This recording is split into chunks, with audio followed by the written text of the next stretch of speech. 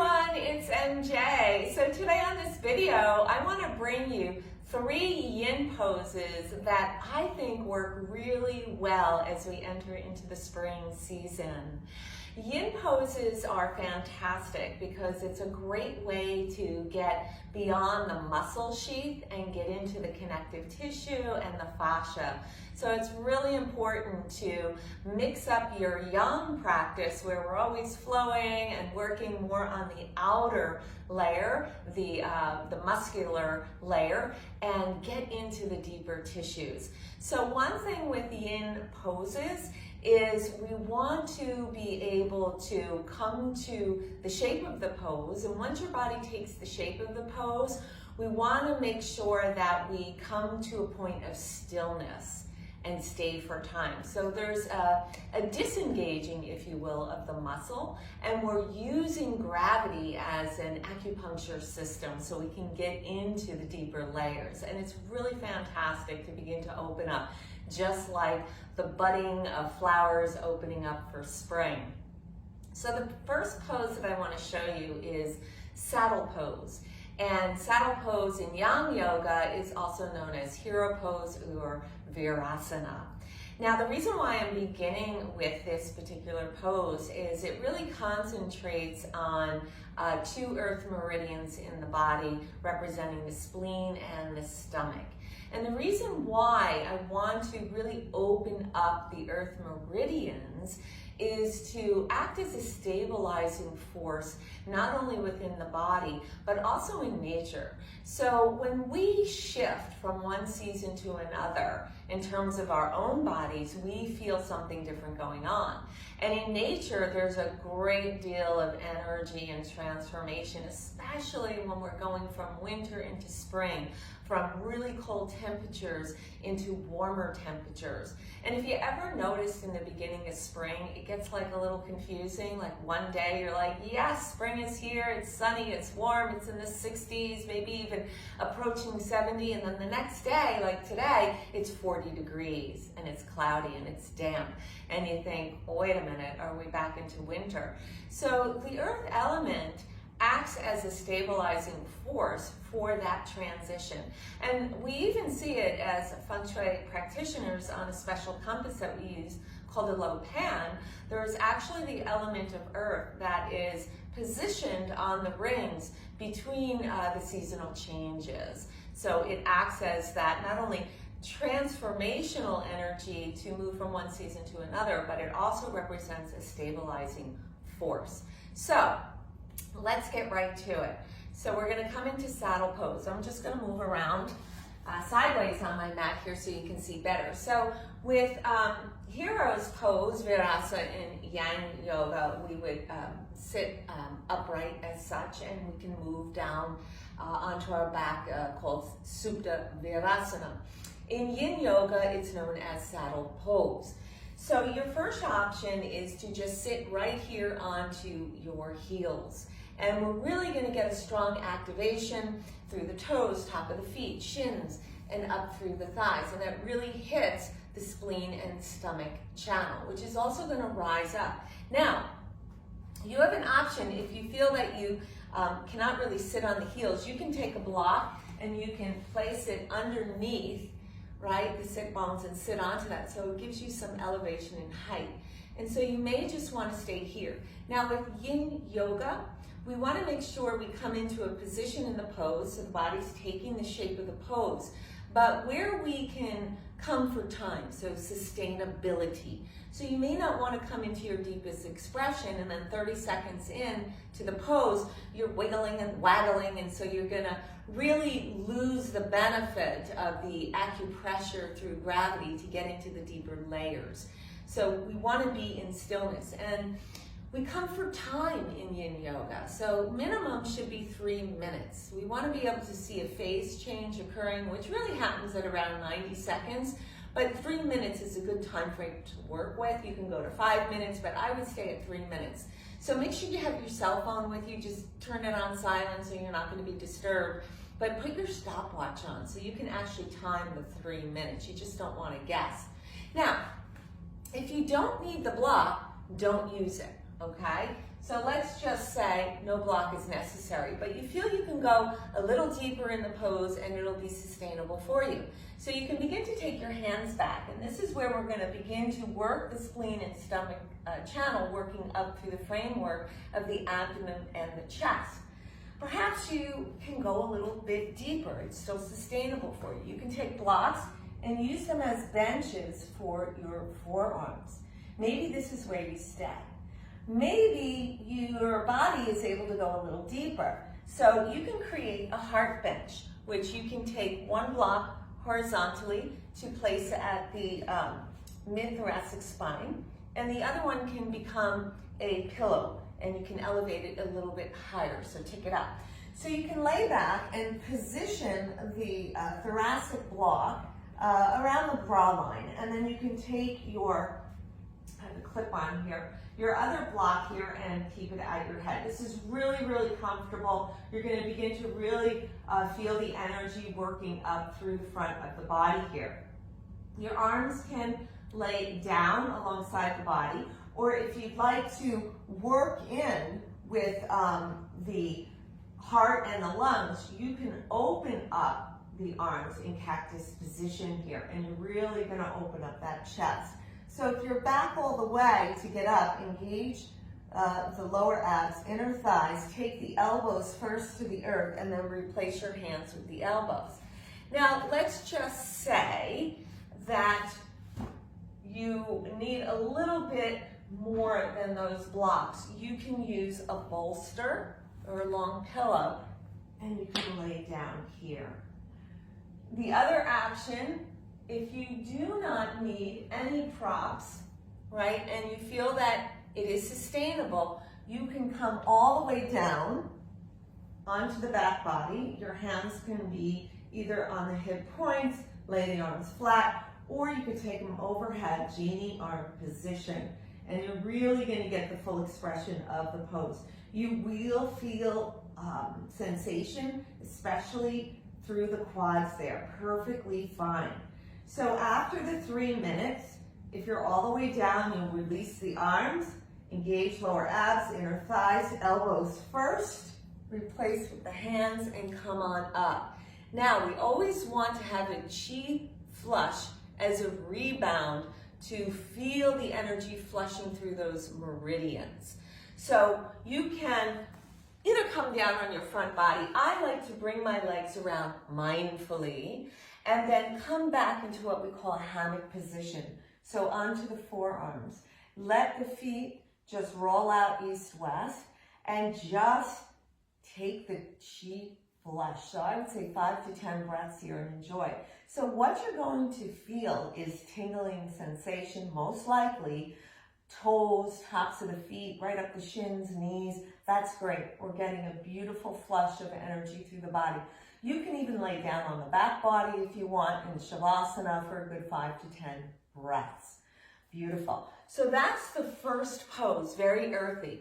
And then I would say, take a look in your environment at the earth portents, which is actually an axis line. I like to call it the earth axis line that runs northeast, center to southwest in your structure. And you want to make sure that those rooms, those areas, are well stabilized. Strong earth elements and some fire to boost the earth. And you can find all that information on how to handle those areas, figuring them out, and the elements, and so on and so forth in my publication, The Rooms and Realms of Our Homes, Weaving the Power of Attraction into Design. All right. The next 2 poses that I want to demonstrate for you work with the wood element. And so why wood element? Well, as we enter into spring here, the wood element is very, very strong. The vernal equinox that we passed through a little more than a week ago, wood is at its peak point. So it's very, very strong. Why is wood so strong? Well, it takes a lot of energy to bring those plants to purge through the soil, to find the blossoming of some of the flowers that are opening up right now, and for the buds on the trees to begin to awaken and also blossom. That is wood energy, your plants and your trees and your shrubbery. That's all wood energy in nature. So we want to work with wood chi. So two specific yin poses that I want to demonstrate will work with wood organ systems.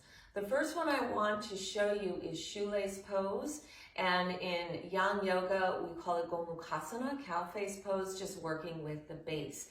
And I'm choosing that one first because it is yang wood, and it's going to work mainly with the gallbladder, which is a yang wood organ system. So there are different ways to get into this pose. The easiest, why not, go for easy, no need to complicate. We're going to take the right knee over the left and make sure you check your heels, that they're equidistant from your hips. The other thing you want to make sure of is that both sitting bones are rooting down into the earth. So if you find that one of them are popping up, lengthen out the lower leg, the leg underneath, and you come into half shoelace pose. So that's perfectly fine. Now, another option here, if you find that there's some space, a gap between the knees here, you can soften that gap with your blanket. You can just fold it in there, and that will be very nice. If this pose is really not accessible to you in a seated position, you can take it in a reclined position. You'll get the same impact, crossing one knee over the other, laying down on the back body, and even taking hold of the feet so you can really begin to feel the energy in the outer hips. That's what we're shooting for here. That's the gallbladder chain. Now with the right knee on top, you're really going to feel that outer right hip. So when you're ready and for sustainability, you want to be able to just drape the spine forward. So once again, there are some options here. If this feels good and sustainable, you can just lay your chin down on the knee and ease into it. And if you cannot bring that chin all the way down, then it's a good idea to take that block, maybe a third eye becomes the bench, and you'll rest in. The other thing to take note of, again, once you come into the pose, and remember, we're staying for a period of time where it's going to be sustainable. Now, I'm just going to look up here for a moment so I can see you, right? And you can see my eyes. Watch out for the gripping sensation. Remember, we want to disengage the muscles. And I know that sounds counterintuitive because our initial reaction is to grasp, okay? So you need to hone in and listen to the body. Where is it grasping? It can be in areas you would never think of. So maybe you're clenching your teeth.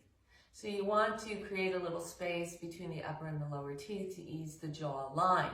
Maybe your shoulders are crunching up, so soften the shoulders.